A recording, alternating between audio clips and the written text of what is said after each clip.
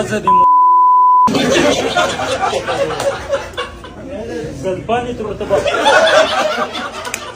ښځه دې بختک ته ماته د کومه طرفه داسې کونه بار ته یې وړه زه بختک یم زما نوم بخت رحمان دی او ته ماته یې بختکه او ته ماته یې بختکه دا ته ماته ښکلې خبره تا وکړه دا ته ماته ښکلې خبره تا وکړه په دې ډک مېلس کې زلپانې او دا زلپانې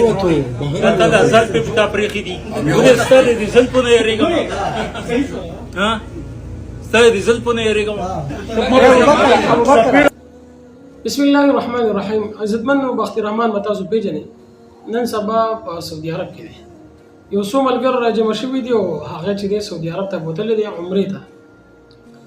نو هغه جدا خبره ده خو راځو په مین خبرې پسې چې دی کله سعودي عرب ته بوتلو نو په لاره کې هم خلکو تنګ کړی دی اوس چې سعودي عرب کې دی نو په هوټل ته هم چې دی قسمه قسم خلک راځي او هغه تنګي او هغه چې تنګي هغه ته اوس ته پته ذهني لږ کمزوری دی نو خامخا لازمن د خولې نه کنځل وځي بد رد وځي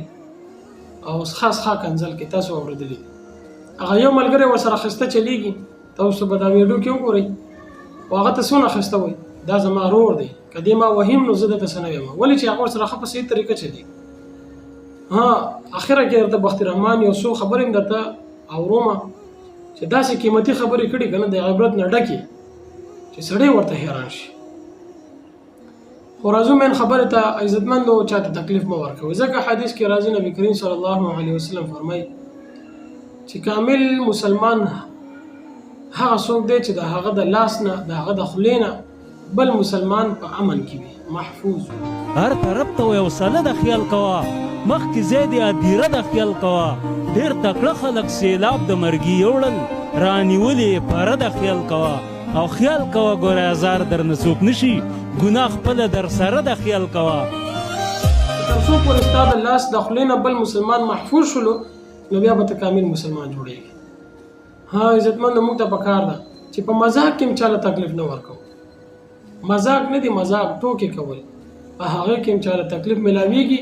نو موږ ته نه ده پکار چې هغه ته موږ تکلیف ورکړو نو زما د نور وروڼو ته درخواست دی چې مهرباني وکړئ بخت رحمان صاحب تاسو یو ډېر مقدس ځای ته بوتلی دی او هلته کې په اوچت